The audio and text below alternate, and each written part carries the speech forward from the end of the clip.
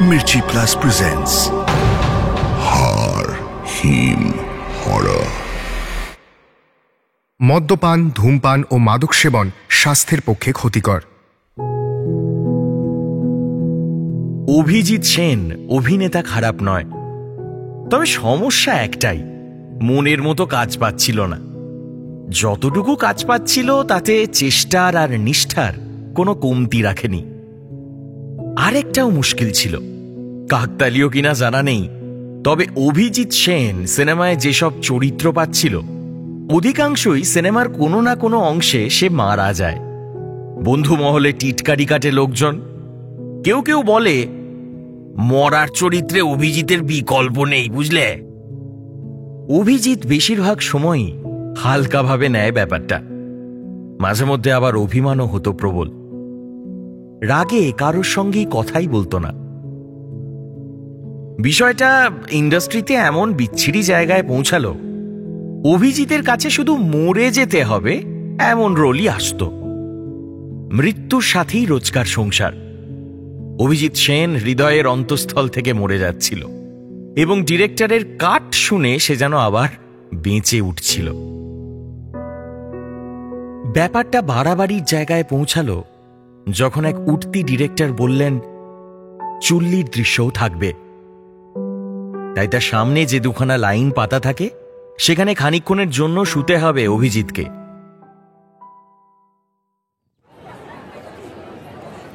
চুল্লিতে সদ্য পুড়ে শেষ হয়েছে একজনের দেহ। শুটিং ইউনিটের হাতে বেশিক্ষণ সময়ও নেই। মোটামুটি ঠান্ডা হতে যেটুকু সময় লাগে ততক্ষণই, তারপরই কিন্তু শোয়ানো হবে অভিজিৎকে। সেখানে শোয়া মাত্র অভিজিতের ওপর কেমন যেন এক সম্মোহন কাজ করল। আপনা থেকেই বন্ধ হয়ে গেল চোখ, শান্ত এবং ঠান্ডা হয়ে গেল তার সারা শরীর। কি এক অদ্ভুত চেতনা খুব ম্লানভাবে ঘিরে ধরল তার মনকে। ডিরেক্টর যে কখন কাট বলেছে অভিজিৎ খেয়াল করেনি। লোকজন ধরাধরি করে তাকে তুলল। গায়ে তখন তার ধুম জ্বর, চোখ ঝাপসা, শরীরটাও কেমন যেন নিস্তেজ লাগছিল অভিজিতের। সেই দিনের মতো শুটিং র্যাপ আপ হল। ইউনিটের গাড়িতেই অভিজিৎকে তার বাড়ি অবধি পৌঁছে দিয়ে এলো একজন। সেই দিনের পর থেকে অভিজিতের চিন্তাভাবনা কেমন যেন পথ বদলালো। যে অভিজিতের স্বপ্ন ছিল বিশাল বড় একজন অভিনেতা হওয়ার, সেই অভিজিৎ সেন মাঝে মধ্যেই ঘুমের মধ্যে অনুভব করত তার নাম আর যশের ভবিতব্য। আচমকা ওর কাছে সমস্ত কিছুই যেন কেমন গুরুত্বহীন হয়ে পড়ল। কি হবে এসব করে? দুনিয়ায় শ্রেষ্ঠ রথী মহারথীরা যা অভিনয় করে গেছেন, জীবনে তার ধারে কাছেও পৌঁছতে পারবে না অভিজিৎ। তাহলে শুধুই কি খ্যাতির মোহ, বিখ্যাত হওয়ার নেশা?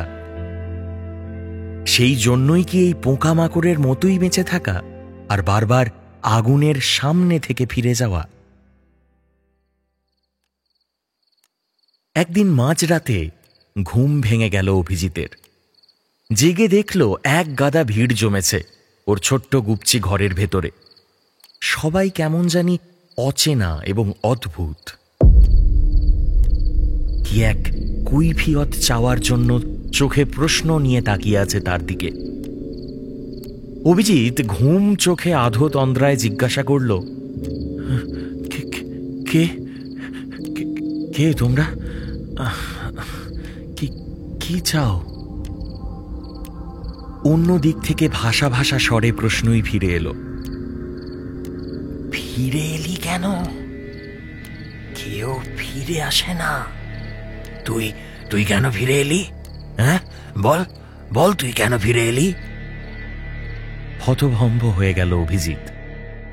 ভ্যাবলার মতো খানিকক্ষণ তাকিয়ে তারপর জিজ্ঞাসা করল, আমি কোথায় ফিরলাম? আমি মানে মানে বুঝতে পারছি না, আপনারা কারা? এখানে কি করছেন?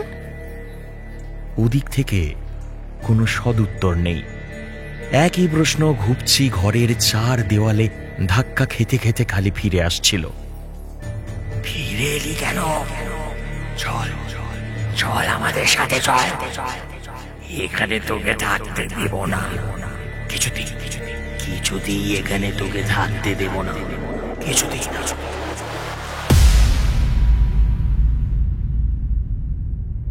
এসবের মধ্যে কখন যে লোকগুলো গায়েব হয়ে গেছিল আর কখন যে অভিজিৎ ঘুমিয়ে পড়েছিল ওর নিজেরও খেয়াল নেই। সকালে উঠে প্রথমে বুঝতে পারেনি, মনে হয়েছিল কোনো সাধারণ এক স্বপ্ন। কিন্তু হঠাৎ নিজেরই মনে পড়ল এই ফিরে আসার কথাখানা। ফিরে আসা বলতে সেই চুল্লির কাছ থেকে ফিরে আসা। আর কোথা থেকেই বা ফিরে এসেছে ও? আস্তে আস্তে অজানা এক আতঙ্ক অভিজিৎকে ঘিরে ধরল। ফিরে আসার কি তাহলে কথা ছিল না? নাকি ওর ফিরে আসা উচিতই হয়নি? মারাত্মক এক অনুশোচনা এবং আক্ষেপ ওর মধ্যে কাজ করতে শুরু করল, যেন এক মুহূর্ত ওকে তিষ্ঠতে দেবে না। কি করবে অভিজিৎ? ফিরে যাবে আবার? ঝাঁপিয়ে পড়বে আগুনে? দিনের অন্যান্য ব্যস্ততা শুরু হয়ে যাওয়ার পর এই সমস্ত দুশ্চিন্তা মন থেকে বেশ খানিকটা দূরে ছিল। কাজের মধ্যে আড্ডার মধ্যে ডুবে থাকলে মনকে অতখানি খতিয়ে অন্তত দেখা হয় না, এটাই মনে করে অভিজিৎ। কিন্তু নিজের বাইকটা নিয়ে যখন ফ্লাইওভারের ওপর দিয়ে আসছিল, আচমকা মনে হলো সমস্ত নিয়ন্ত্রণ এবার ওর হারিয়ে ফেলা দরকার। ভীষণ ইচ্ছে হলো পিকআপ বাড়িয়ে দিতে, কিন্তু তখনও মনের মধ্যে বেঁচে থাকা বিন্দুমাত্র চেতনা ওকে রুখে দিল। বাইকটা থামিয়ে অভিজিৎ আকাশের দিকে তাকালো একবার। চাঁদের অকৃপণ আলোয় আর মেঘের অভাবে শুধুমাত্র তারার প্রাচুর্য। ওর মধ্যে জন্ম নেওয়া ক্রমবর্ধমান মৃত্যু বাসনার মতো বেড়ে যাচ্ছিল তারার সংখ্যাও। এত তারা দেখা যায়? কাউকেই তো চেনে না অভিজিৎ, ওকেও হয়তো কেউ চিনবে না। ভিড়ের মধ্যে তারার খেতাবটুকুই সার হবে তাহলে? মন খারাপ করল ভীষণ। গোটা জীবনটাকেই কিছুক্ষণের জন্য অভিজিতের ফালতু মনে হল।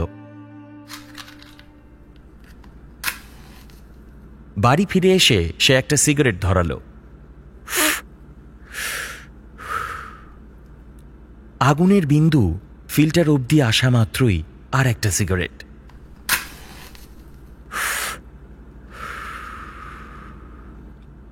অনেক ভাবনা মগজের মধ্যে এলোমেলো ভাবে দৌড়াচ্ছে, আর তাদের সঙ্গে পাল্লা দিয়ে দৌড়াচ্ছে সেই সব অদ্ভুত মানুষগুলো। তাদের প্রশ্নের রেখা ধরে যেন ভিড় বাড়ছে আবার। একটাই প্রশ্ন শুধু, ফিরে এলি কেন? ফিরে এলি কেন বল, কেন ফিরে এলি? অসহ্য যন্ত্রণা শুরু হলো অভিজিতের মাথায়। দেওয়ালে একের পর এক ঘুষি মেরেও অস্বস্তি কাটল না।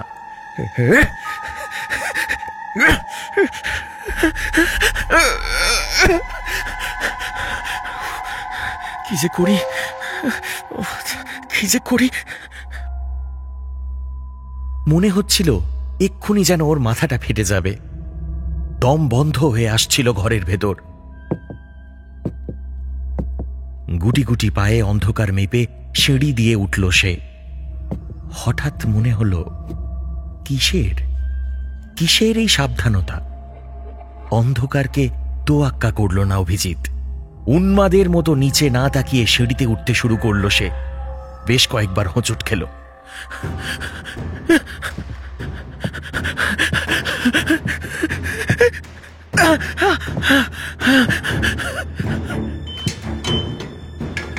তারপর ছাদে উঠে শটান চলে গেল একেবারে ধারে।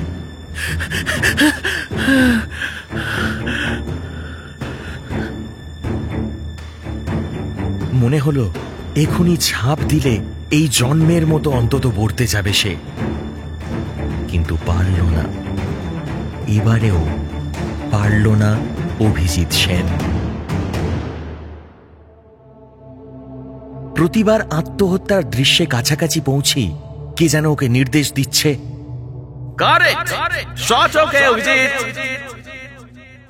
আর প্রয়োজন নেই কিছুর। কোনো দৃশ্যেই পুরোপুরি মানিয়ে নিতে পারছে না সে। না, না বাঁচতে পারছে, না পারছে মরতে। অনেকবার ভেবেছিল ডাক্তারের কাছে যাবে, কিন্তু তার আর প্রয়োজন হয়নি। চোখ দুটো বোঝা মাত্র আবার এসেছিল লোকগুলো। মাথায় হাত বুলিয়ে অপরিচিত লোকগুলো স্নেহের স্বরে বলেছিল, আমাদের সাথে চল, ফিরে চল, আমাদের সাথে তো থাকবি। ভয় কি বাবা? ভয় নেই, আমরা আছি তো, আমরা তো আছি। একখানা মালার মতো কি বেশ পরিয়ে দিয়েছিল ওর গলায়। মনে হচ্ছিল মাটি ছেড়ে শূন্যে উঠতে শুরু করেছে ওর শরীর। কমে আসছে অক্সিজেন, দম নিতে পারছে না কিছুতেই। মালাখানা চাপটে ধরেছে তখন ওর গলা। পারছে না, অভিজিৎ সেন কিছুতেই এই দৃশ্য থেকে বেরোতে পারছে না। কেউ যেন ওকে বলছে,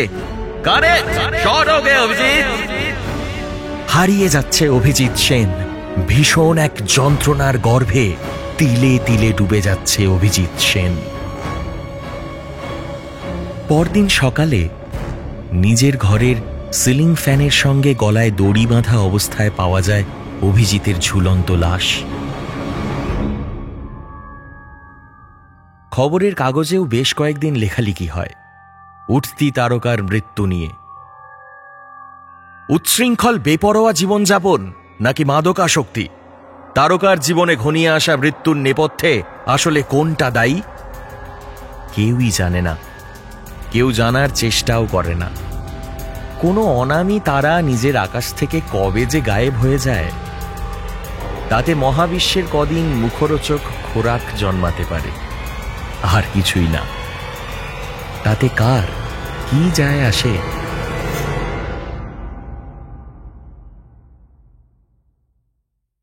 হাড় হিম হরর আপনারা শুনতে পারেন এক্সক্লুসিভলি মির্চি বাংলার ইউটিউব চ্যানেল এবং গানা অ্যাপে।